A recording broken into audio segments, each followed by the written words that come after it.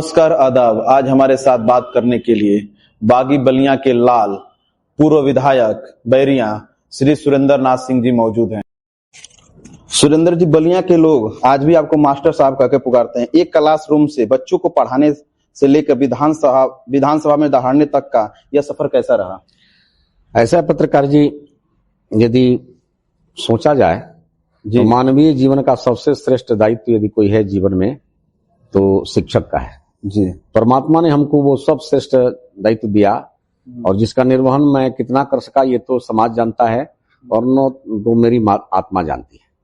मैं कोशिश किया कि एक श्रेष्ठ जीवन को श्रेष्ठता प्रदान करूं अपने कर्मों के बल पर, अपने व्यवहार के बल पर, अपनी कर्मठता के बल पर। और कहां तक मैं सफल हुआ इसको का मूल्यांकन मैं स्वयं तो नहीं कर सकता, लेकिन इसका मूल्यांकन समाज में आप स्वयं कोई भी कर सकता है। मुझे पूर्ण संतुष्टि है जी। मुझे पूर्ण संतुष्टि है और इस बात पर मुझे पूरा गर्व रहता है कि किसी राजनीतिक दायित्व के पहले परमात्मा ने हमको एक शिक्षक बनाया जो दुनिया का सबसे श्रेष्ठ पद है जी। और राजनीति एक सेकेंडरी पद है।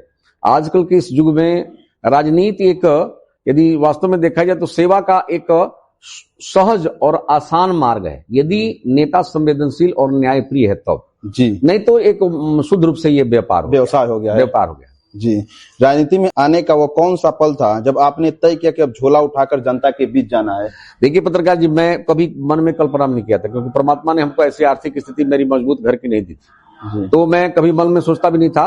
लेकिन उस तुलसीदास जी की वो चौपाई है कि तुलसी जैसी भवितव्यता तैसी मिलई सहाय, आप न जायो ताई पही ताई तहां ले जाए। और मुझे इसी चौपाई ने दोहा ने प्रेरित किया कि परमात्मा की इच्छा है। मैं नहीं चाहता था, लेकिन संघ के अधिकारियों ने, हमारे सम्मानित अधिकारियों ने मेरे महत्व को समझा और मुझे दायित्व दिलवाया। टिकट आरएसएस के हमारे अधिकारियों ने दिलवाया था मुझको, किसी भारतीय जनता पार्टी के नेता ने हमको नहीं दिलवाया था। मैं गया ही नहीं था, हम किसी भाजपा के नेता के हम टिकट के लिए नहीं गए थे। जो किया संघ ने किया, जो किया वो संघ ने किया, आरएसएस ने किया। संघ के आप कार्यवाहक रहे? हाँ, जिला कार्यवाहक रहे जी। अब संजोग ऐसा रहा कि जनता ने हमको स्नेह भी दे दिया और विधायक बन गया। आप अक्सर हिंदू राष्ट्र भारतीय संस्कृति की बात करते हैं, आपके लिए हिंदुत्व की परिभाषा क्या है? देखिए, हिंदुत्व की परिभाषा जो है सनातन धर्म में बिल्कुल वर्णित है। ध्रियते जैन सहधर्म।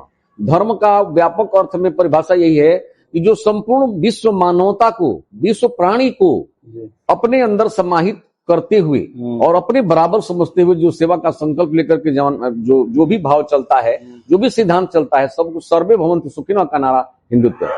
अयम निज अपरोवेति गणना लघुचेत सामुदार चरिता नाम तो वसुधैव कुटुम्बकम्।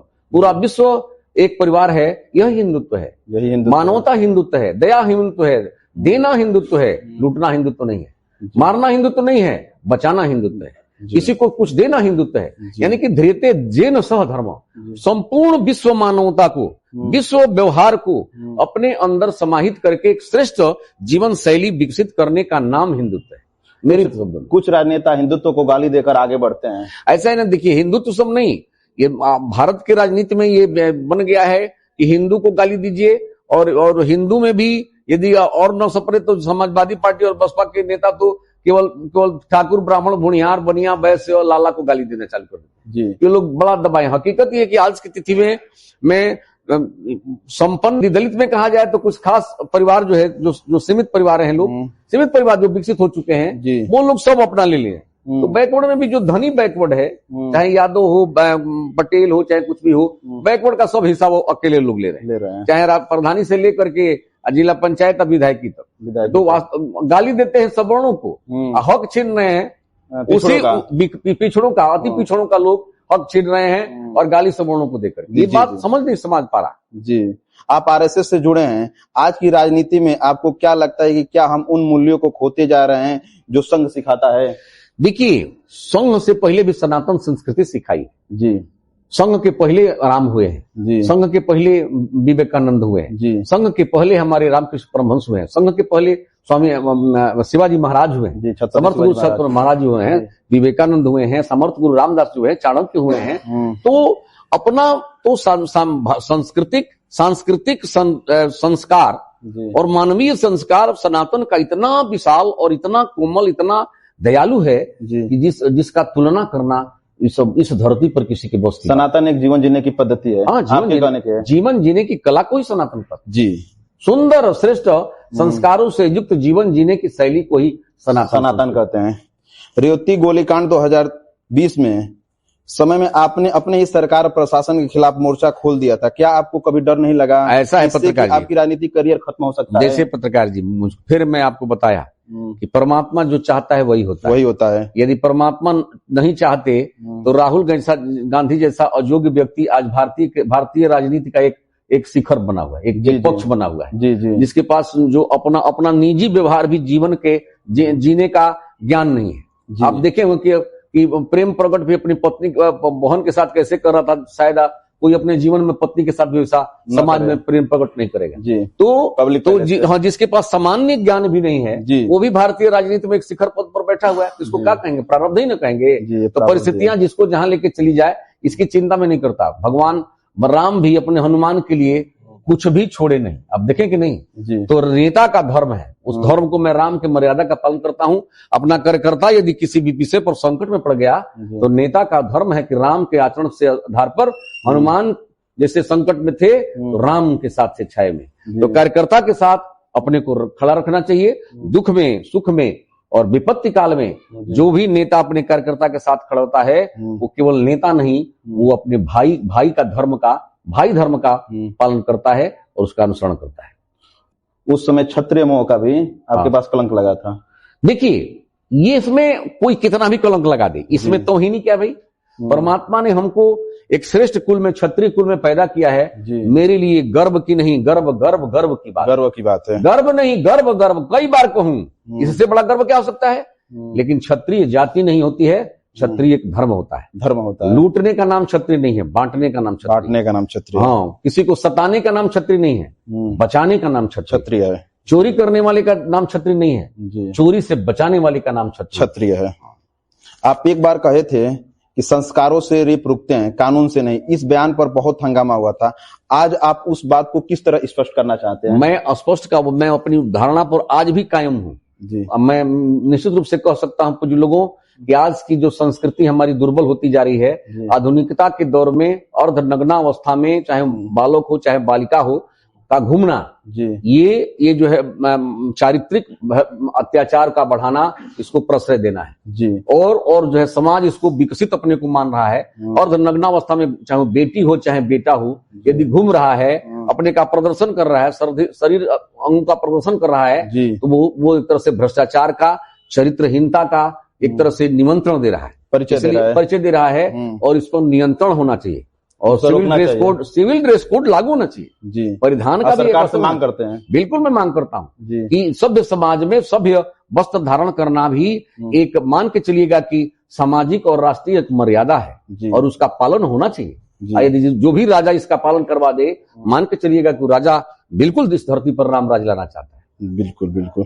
बलिया को बागियों की धरती कहा जाता है। एक विधायक के तौर पर आपने अधिकारियों को कई बार खरी खोटी सुनाई। क्या आपको लगता है कि बिना बागी हुए प्रशासन से काम लेना मुश्किल है? देखिए, बागी शब्द हटा दीजिए, बागी शब्द हटा दीजिए। अत्याचारी, भ्रष्टाचारी, व्यभिचारी, दुराचारी, ऐसे कुकृत्य करने वाले लोगों का विरोध करना, ये राजनीति का सबसे श्रेष्ठ धर्म है। श्रेष्ठ धर्म जी। और आप पत्रकार है, कोई भी नेता जाए, यदि कोई दूसरी बात कहता है तो मान लीजिए कि हम उसको नहीं मानते। जो भी नेता भ्रष्टाचार, अत्याचार, व्यभिचार, दुराचार का विरोध न करे तो समाज का कभी रक्षक नहीं बन सकता है। वो सिर्फ भक्षक है। बिल्कुल भक्षक है। वो केवल हवा के साथ अपने को जोड़ा हुआ है। धार के साथ बहने वाले तो लाश भी हुआ करते हैं। धारा के विपरीत बहना जीवंतता का, पुरुषार्थ का, पराक्रम का लक्षण होता है। 2022 में बीजेपी से आपकी दूरी हुई। क्या आपको लगता है कि पार्टी ने आपके साथ न्याय नहीं किया या कहीं आपसे चूक हुई? ऐसा है पत्रकार जी, मैं तो जाने अनजाने को भगवान नहीं हूँ, चूक भी हो सकता होगा कि हो गया हो। लेकिन यदि समाज जीवन में 9 सर्वे हुए थे, 9 सर्वे में संभवतः मैं 9 सर्वे में 80% लोगों ने हमको स्वीकार किया था। उसके बाद भी एक भ्रष्ट और भूमि लुटेरा हमारे यहाँ के नेता के कहने पर यदि कोई टिकट काट देता है तो उस चुनौती को स्वीकार करना चाहिए। और सरकार को हार का मुंह भी देखना पड़ेगा। मैं चरित्र के बल पर, अपने चरित्र और समाज की सेवा के बल पर मेरी सेवा साधना बिल्कुल सफल हुई कि उन लोगों का मंसूबा पूरा नहीं हुआ। यही नहीं, 20 वर्षों से मैं भारतीय जनता पार्टी में सहयोग नहीं किया, केवल शिथिल पड़ गया और नहीं तो भाजपा हार गई। 20 वर्षों में 7 से लेकर के 27 तक केवल मैं ही भाजपा प्रत्याशी के रूप में यहाँ जीता हूँ। नहीं तो 2 बार भरत सिंह हारे, 1 बार आनंद स्वरूप शुक्ला हारे, 1 बार मैं जीता हूँ। आपने जीत ही का परचम पढ़ाया अकेले। जी।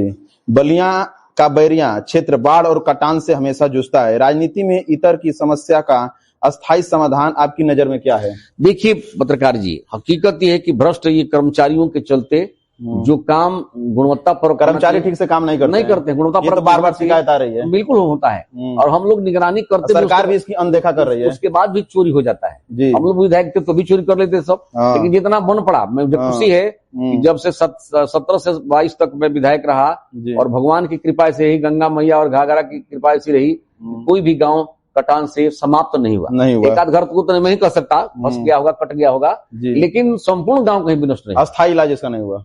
अस्थायी इलाज तो नहीं, कोई कर नहीं पाएगा, कोई नहीं कर पाएगा। आज का युवा राजनीति को गंदा खेल मानता है, आप उन्हें क्या कहेंगे? क्या वे सत्ता के बिना भी समाज की सेवा कर सकते हैं?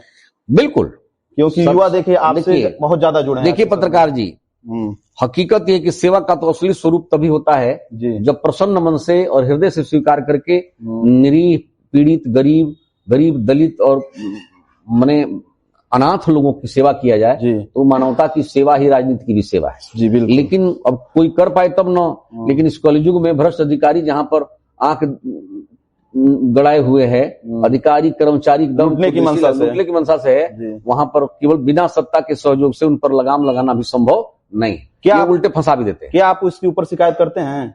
खूब शिकायत करते हैं और मुझे खुशी है कि जनता ने आपकी सुनी जाती है कि नहीं? देखिए, मैं अभी भी सुनी जाती है और 17 से 22 में भगवान ने हमको, जनता ने हमको आशीर्वाद दिया था, प्रोटोकॉल दे दिया था, तो मुझे खुशी है कि उस अधिकार का उपयोग मैं भ्रष्ट कर्मचारियों, अधिकारियों को सुधारने में किया और जनता को एहसास कराया। आप हमसे नहीं, द्वाबा के किसी भी गांव में हमारे विरोधी के यहाँ भी चले जाइएगा तो आप पूछ लीजिएगा तो लोग बता देंगे कि तहसील में भ्रष्टाचार कम हुआ था कि नहीं, थाने में भ्रष्टाचार कम हुआ था कि नहीं, तो जरूर लोग बता दें। यूसुजी पर कुछ सामाजिक संगठन 1 फरवरी को भारत बंद का ऐलान किया है, आप उसका समर्थन करते हैं? नहीं, देखिए, प्रजातांत्रिक भारत में मैंने आंदोलन उग्र नहीं होना चाहिए, सत्याग्रह करना चाहिए। सत्याग्रह, बिल्कुल सत्याग्रह करना चाहिए। एक साथ 100-200 लोग जो है बैठे, अनशन पर बैठे, जो नहीं मानता है उसका सत्याग्रह करके विरोध होना चाहिए। मैं इसका समर्थन नहीं करता, मैं इसका समर्थन नहीं करता हूँ सुरेंद्र सिंह, लेकिन समर्थन नहीं करता। नहीं, भावनात्मक रूप से मैं उग्र आंदोलन का समर्थन नहीं करता हूँ। ठीक, मैंने यहाँ देखा कि आप अपने कार्यकर्ताओं से खुद स्वयं जाकर जलपान के लिए पूछ रहे थे, आप लोगों के प्रति इतनी सादगी कैसे है? ऐसा है पत्रकार जी, मैं कुछ नहीं, मुझको बढ़िया से ज्ञान है कि मुखिया मुख सो चाहिए खान पान मोहे, पाले पोसे सकल अंग तुलसी सहित। नेता का और मुखिया का, बड़े भाई का, परिवार के मुखिया का धर्म होता है कि अपने थाली में भोजन आने के पहले पता कर ले कि मेरा छोटा भाई खाया है कि नहीं, मेरी माँ खाई है कि नहीं, तब जाकर के वो परिवार स्वर्ग का अनुभव करता है।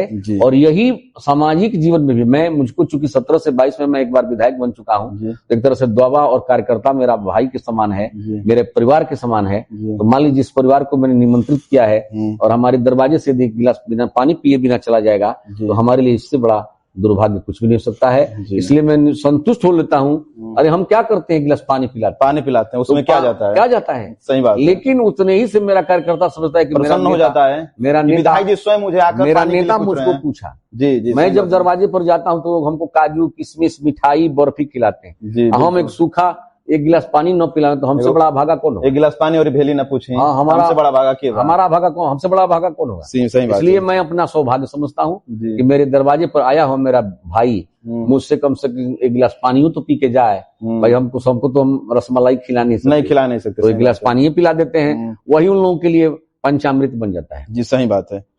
वीरेंद्र सिंह मस्त के लड़के हैं विप्लन प्रताप सिंह, घाट पर आपसे उनसे एक बार झड़प हो जाता है, आप हिंसा का समर्थन करते हैं? ऐसा है पत्रकार जी, देखिए झड़प नहीं होता है, वो सब प्रायोजित ढंग से उलझ गए थे हमारे कार्यकर्ता से। एक मुटन सिंह हमारे, आपको भी चोट आई थी? सुनने में आया था।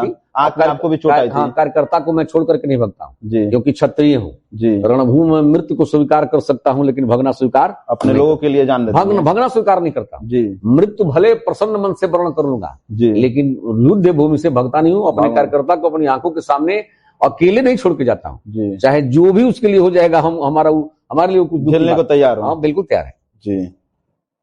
आप सरकार के प्रति कभी कभी बहुत ही उग्र रूप देखने को मिलता है, ऐसा क्यों? ऐसा है, सरकार के प्रति कभी भी उग्र रूप नहीं होता है।